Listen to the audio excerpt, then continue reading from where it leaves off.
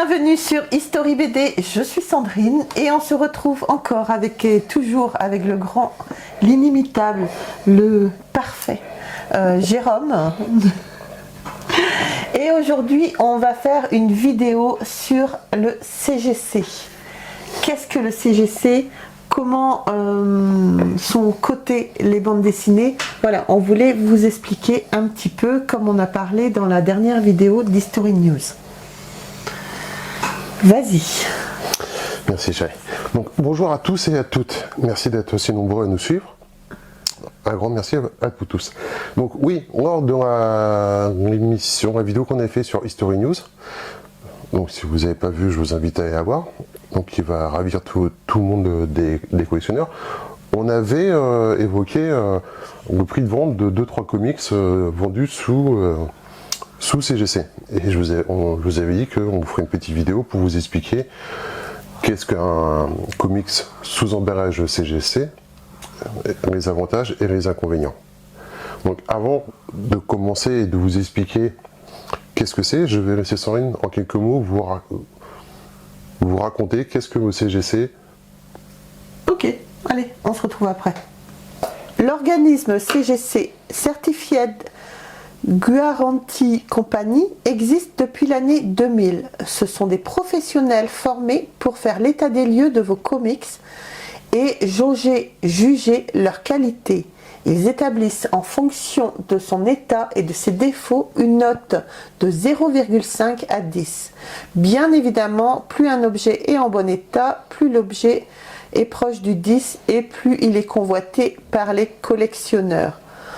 On vous met à suivre les notes qui sont attribuées par le CGC. Donc 10, la note la plus élevée attribuée à l'objet de collection ne doit présenter aucune preuve de défaut de fabrication ou de manipulation.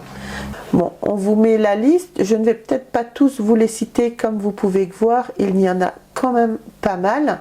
On va se retrouver avec la note la plus basse. Donc 1,0, un objet de collection très mal manipulé avec une forte accumulation de défauts majeurs. 0,5, la note qui est la plus basse, un objet de collection fortement dégradé avec un certain nombre de défauts majeurs. Certaines pièces seront également manquantes. Voilà. T'es contente? Merci chérie. Donc voilà, moi, comme vous pouvez voir, là, on vous a mis plusieurs comics qu'on a réussi à avoir au cours de ces dernières années. Donc à savoir que CGC, c'est un organisme qu'on retrouve le plus souvent. Donc il existe d'autres formats, d'autres organismes pareil que le CGC. Par exemple, on en a un qui est sous licence CBS. CBCS, voilà. Et il y en a encore un autre, je crois, c'est PGX, qu'on voit un peu moins souvent. Mais bon, voilà, on dit souvent des comics CGC parce que c'est un organisme, c'est le principal organisme. Donc, là, vous pouvez voir qu'on en a sous différentes formes, sous différentes cotes. Si vous voulez faire certifier un comics que vous avez, c'est très compliqué. Moi, on a quand même beaucoup de comics et je voulais en faire certifier quelques-uns. J'ai commencé à me renseigner et c'est très compliqué. Déjà parce que ça se passe aux États-Unis. Il faut envoyer le comics là-bas. Les démarches sont très longues. Il y a plusieurs paramètres à prendre en compte. Donc je me souviens plus très bien, j'avais fait ça il y a quelques temps. Mais donc il fallait envoyer des photos du comics, donner à peu près son estimation financière. Il fallait faire assurer le comics, assurer le transport. Ouais. Une fois arrivé là-bas, bien sûr, il faut attendre très longtemps. Donc on n'est même pas sûr d'avoir le retour du comics comme on le souhaite. Donc voilà, c'est des démarches très longues. Le coût qui engendrait était très cher. Donc moi j'ai renoncé à faire ces démarches-là. Donc on en a acheté quelques-uns. Maintenant, est-ce que c'est un avantage? Est-ce que c'est un inconvénient? Il y a deux écoles. certains trouvent que c'est misérable d'embarrer des comics. Oui, voilà. Parce que c'est vrai que comme on vous disait lors de la vidéo d'History News, c'est des boîtiers scellés. Donc ce qui est normal quand on y réfléchit bien, parce qu'ils vont coter une BD, si vous après vous amusez à la lire, forcément la valeur ne sera plus la même. Donc c'est des boîtiers qui sont scellés, vous ne pouvez plus l'ouvrir, vous ne pouvez pas lire votre comics après. Donc voilà. Donc si on regarde en détail qu'est-ce qu'un comics sous CGC, c'est un comics qui a été évalué, qui a été certifié, qui a été noté. Sur le comics, on va retrouver ici la note qui lui a été attribuée. Donc bien sûr, plus la note est élevée et plus le comics a de la valeur, si on veut dire. On a la description du comics. Ici, on appelle ça l'hologramme de la maison mère. Ici, on a un code barre que vous pouvez scanner et retrouver l'authenticité du comics, savoir s'il a bien été certifié, parce que bien sûr, dans tous les marchés, il y a des contrefaçons et il y a des faux, et les comics sous licence CGC n'échappent pas à cette règle. Donc voilà, il y a généralement les comics dits classiques sont sous une vignette bleue. Après, ce qu'il faut préciser aussi, c'est que quand ils vous notent vos bandes dessinées, ils ne vous donnent pas la valeur qui va avec. Ouais. Donc là, un autre exemple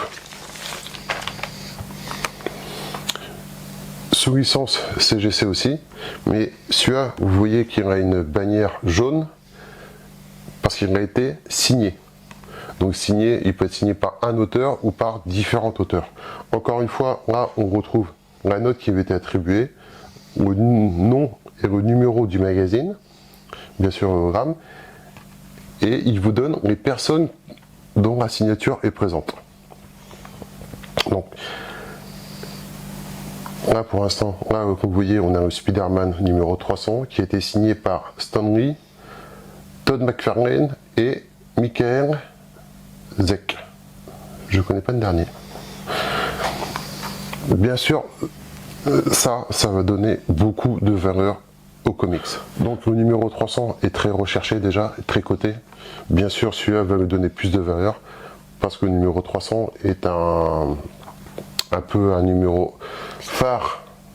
Spécial, ouais. Spécial. Dû à l'arrivée de Todd McFarlane, dû à l'arrivée de Venom.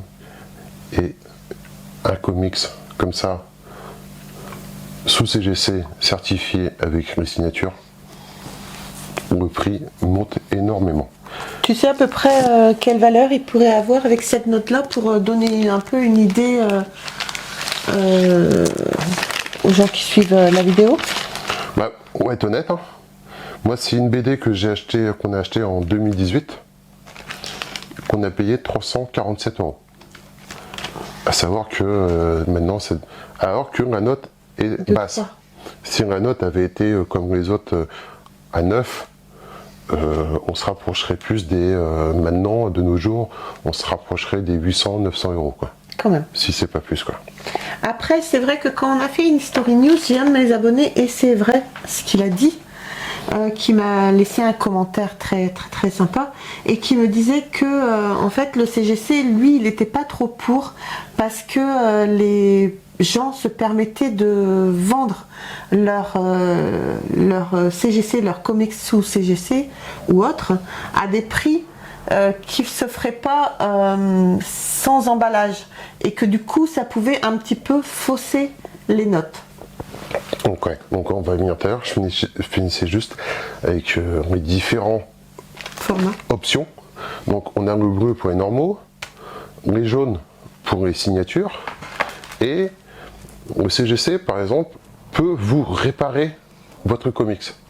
Une page abîmée, une page manquante, une couverture qui a été déchirée, ils peuvent les réparer et peuvent vous les remettre donc sous emballage plastique comme ça. La seule différence, là je ne veux pas vous montrer, on vous montrera une photo, la bannière arrive de couleur mauve. Comme ça, rien qu'avec les bannières, on sait que l'album a été signé ou l'album a été restauré. Donc voilà, pour vous donner un autre exemple, là par exemple, On est sous CBS. Et en fin de compte... CBCS. CBCS. Moi je dis toujours CBS, je sais pas pourquoi. C'est plus court. Donc là, c'est pareil, ils ont pris les mêmes codes couleurs. On a une couleur jaune, la graduation pareil, toujours sur le côté. Et pareil, au numéro du magazine et les personnes qui ont signé l'album. Là, on a l'album Amazing Spider-Man, le 607. Donc pareil, un numéro assez mythique qui celui-là, donc aura été signé. Donc il aura été signé par Marv Wolfman en 2017. Donc voilà. Et nous, on l'a acheté en 2018 au prix de 120 €. Donc voilà, pour vous donner un peu une idée des prix, sachant que celui-là, c'est un album récent qui n'a pas trop d'importance, qui a coûté 21 €. Ça a dû coûter plus cher à personne de faire certifier que 20 €. Donc voilà, on a un peu tous les prix, on a un peu tous les comics. Voilà. Maintenant, à débattre du pour et du contre. Le contre, d'abord, et le côté négatif de cette chose-là, c'est que bien sûr, le comics, il est serré. Vous ne pouvez pas l'ouvrir. Donc je sais que au tout premier qu'on a acheté il y a plusieurs années, les deux coups. Le décon. En fait, compte, on a dans une vente aux enchères, c'est la première fois que je voyais un comics sous emballage comme ça. Moi, je l'ai acheté parce qu'à l'époque, il était signé. On l'a reçu. Une fois qu'on l'a reçu, j'ai mis le temps, mais on ne peut pas l'ouvrir. On a essayé d'ouvrir comme on des a cons. cherché toutes les. D'ailleurs, on l'a à moitié. On l'avait abîmé. Ouais, on avait abîmé l'emballage. Mais on essayait de l'ouvrir par tous les moyens. J'ai dit à Jérôme, il doit y avoir une ouverture, un petit clip, qu'on des clips, pour pouvoir quand même regarder la bande dessinée. Ça, on n'y connaissait rien encore à cette époque-là. Hein. C'était un peu con, quoi. On est un peu cocon. Donc voilà, les côtés négatifs, une fois qu'il est sous licence, en fin de compte, vous pouvez plus y avoir accès, quoi. Non, vous achetez juste une pièce en fait de collection. Voilà. C'est tout. Voilà. Donc un des côtés négatifs, le comics, vous ne pourrez plus l'ouvrir. Un des autres côtés négatifs, c'est le prix que ça engendre si vous voulez vous faire certifier. Donc c'est des grosses démarches, surtout pour nous qui sommes en Europe encore. Aux États-Unis, je pense que la démarche est un peu plus facile, mais bon, ça a un coût. Autre point négatif, comme disait Sandrine et comme on a dit plusieurs personnes dans les commentaires, ça va être au niveau du prix. Alors, est-ce que c'est un côté négatif? Oui et non. C'est un côté négatif parce que automatiquement les prix vont grimper. Les prix vont grimper. Par exemple, si vous prenez, par exemple, il y a eu une cas.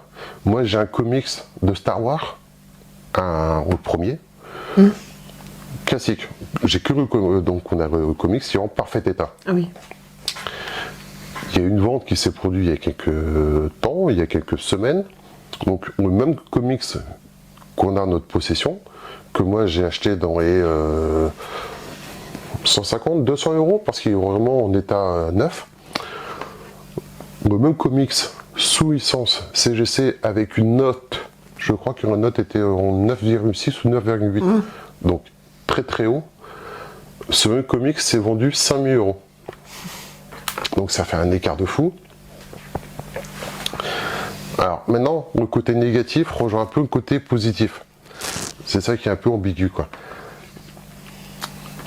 L'intérêt premier, les deux intérêts premiers quand vous achetez des comics sous licence CGC, c'est que par exemple, comme si on prend celui-ci, il est signé. Vous avez la garantie que la signature est authentique, que c'est pas une contrefaçon, que c'est pas quelqu'un qui a fait une signature comme ça. Qui ressemble, quoi. Qui ressemble. Donc vous avez une garantie que ce que vous achetez, que c'est bien ce que vous payez pour ce que vous achetez. Donc le côté négatif et le côté positif se rejoignent un peu. Automatiquement,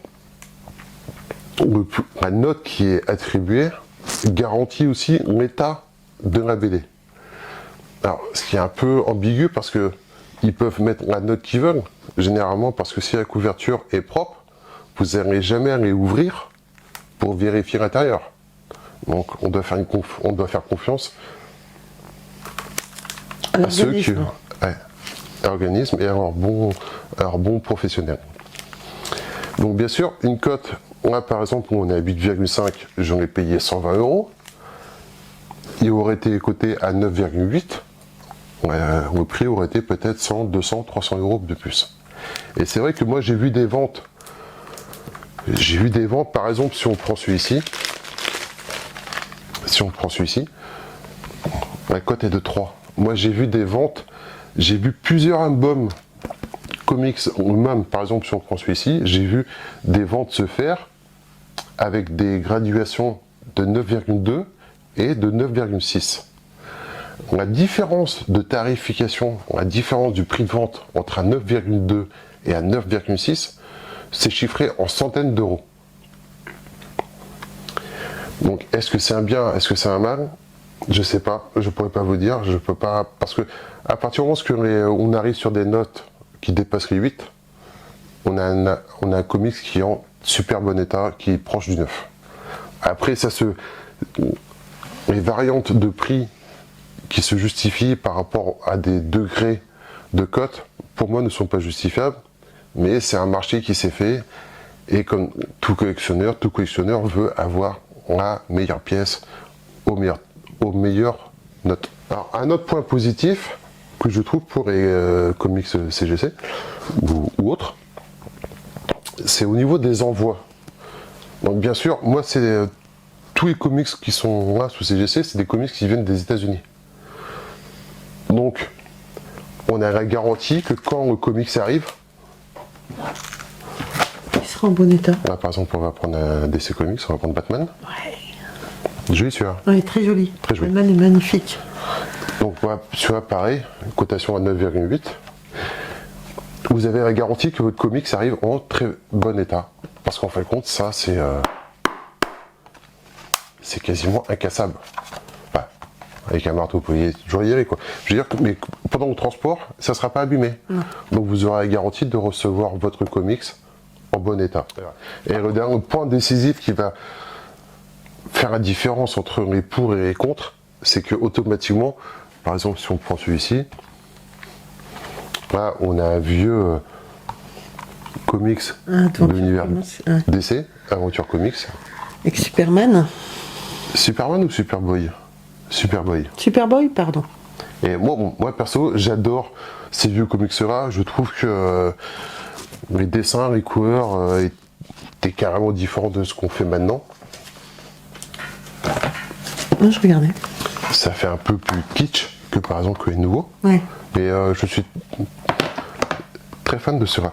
Et en fin de compte, ce qui va faire la différence, surtout, qui va séparer les pour et les contre, c'est que bien sûr, si on prend même les premières Amazing Spider-Man, les premières Superman, ce sont des BD qui sont très très fragiles. Et une fois qu'elles sont sous une licence comme ça, elles sont protégées.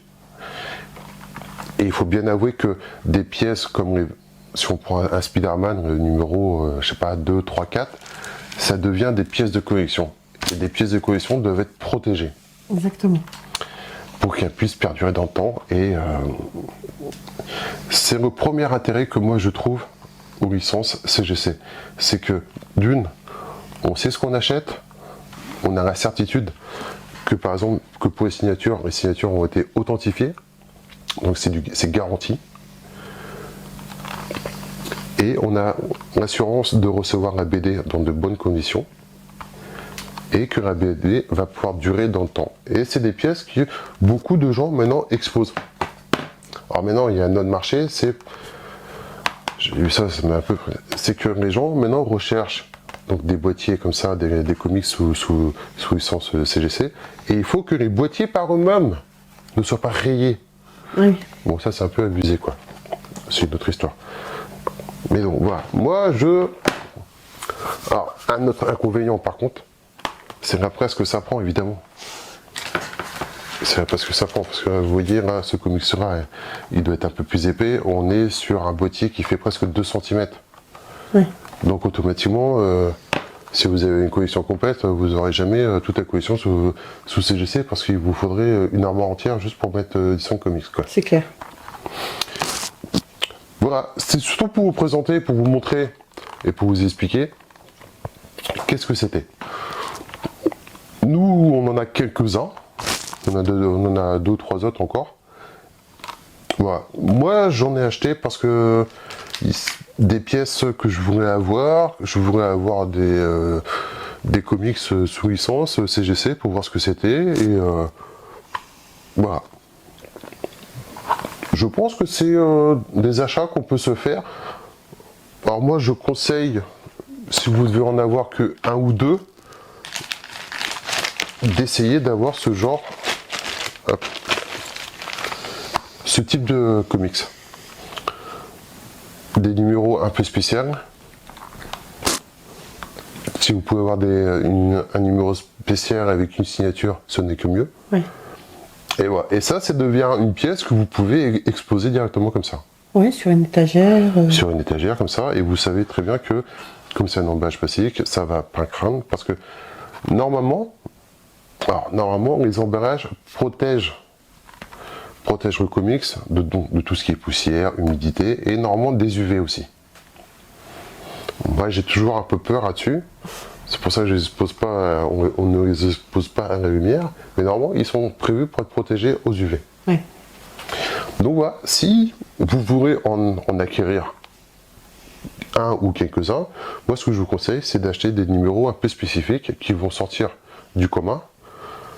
Parce que bon, effectivement, ça coûte de l'argent, mais tant qu'à investir un peu d'argent, autant acheter des pièces qui sortent de l'ordinaire. Carrément. Voilà. J'espère que cette vidéo vous aura apporté quand même quelques réponses à vos questions. J'espère qu'elle vous aura plu.